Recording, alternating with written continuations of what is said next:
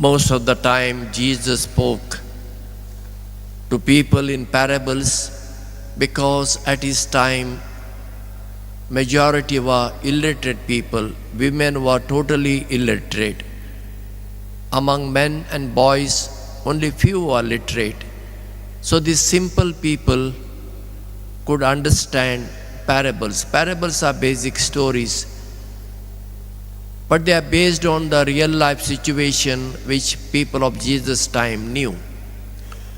And today we heard the parable of the sower and the seed, which we have heard many a times, we have read it, and Jesus himself explains it, so I will not comment on it.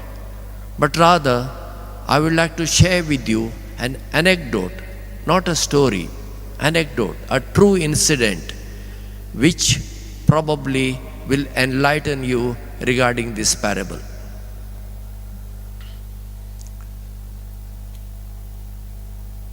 Late Father Jerry D'Souza was a Jesuit of Bombay province, 1 year junior to me in theology.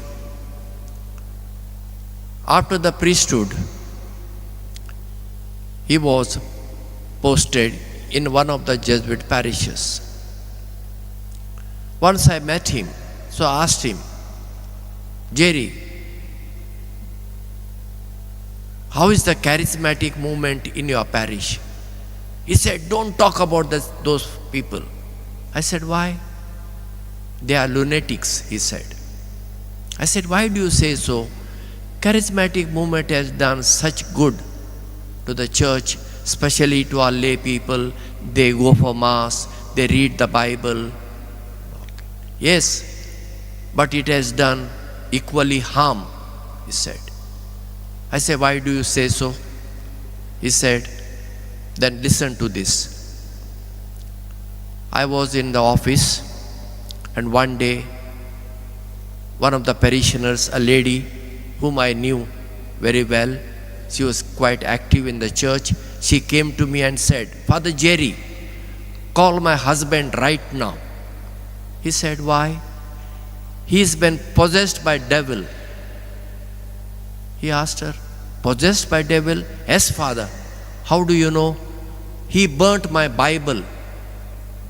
He burnt your Bible? Yes, Father. Therefore I'm telling you, call him right now and cast out that devil from him. Father Jerry said, now I am busy. I will do that. Now you please go. Father, don't forget. Call him and cast out that devil from him. Father Jerry was busy and he forgot about it. After a few days, while going for a walk, he happens to meet this lady's life partner. He was coming.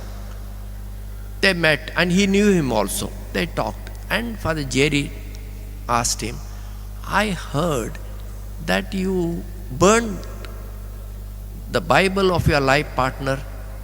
Yes, Father. May I know why? Father, yes, I should not have done that. I have done a great sin. I admit I am a sinner. But let me explain to you, Father. You know that I work in the factory and I get shifts, first shift, second shift, sometimes third shift. I have 3 kids. They are small, they are studying. I am the person who works and brings the money and give to my life partner, and she was managing everything quite well. Then she went to Pota, Kerala, came back, and since then she is running here and there and neglecting all the household work. And whenever I question her, she says, you are a worldly man. I have been called there in the hospital to lay my hands and to pray. Do you know how many people are healed? I have to go this prayer session here. I have to go to this house and that house. He said, but then who will do all the household work? She had no answer. Many a times I told her, but no improvement. Father, I have to come back home, tired. No food is cooked. I have to cook food for my kids and for me. Clothes were not washed. I have to wash my clothes and my kids' clothes. At times, house is also not clean. And this lady all the time talks about Bible, Word of God and healing. So I thought, what is the root cause? This Bible. Because constantly she refers to Bible. So I burnt it, Father. Father, let me say once again, I am a sinner. I should not have done that. But Father, if you are in my place, what would you have done? Father Jerry says, I remained silent. I knew what was the problem. That lady, very active in the church, goes to Pota. There is nothing wrong in going to Pota. I myself have gone. Nothing wrong in it. But it is like the seed which fell on a rocky ground.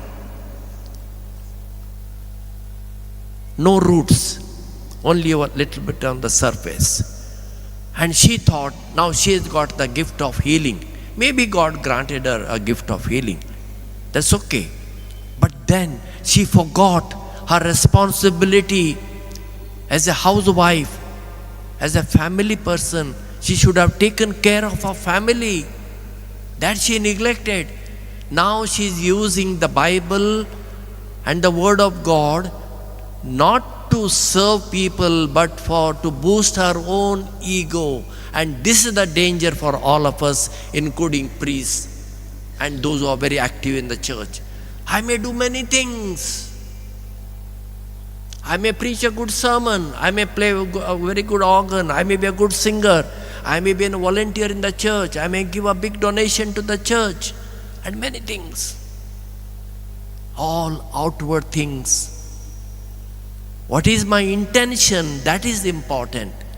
If my intention is to give praise and worship to Jesus, then all these things are okay.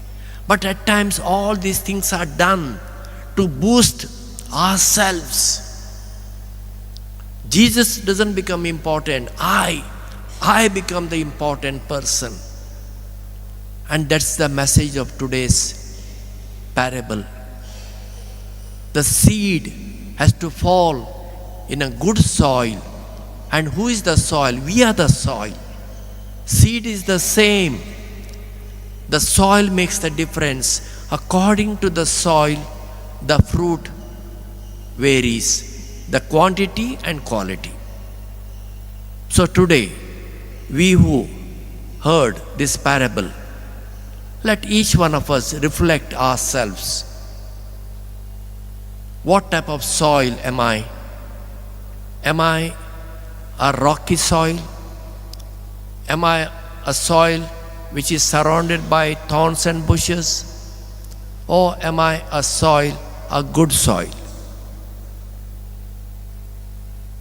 Let us ask God to change our lives and to become His true disciples.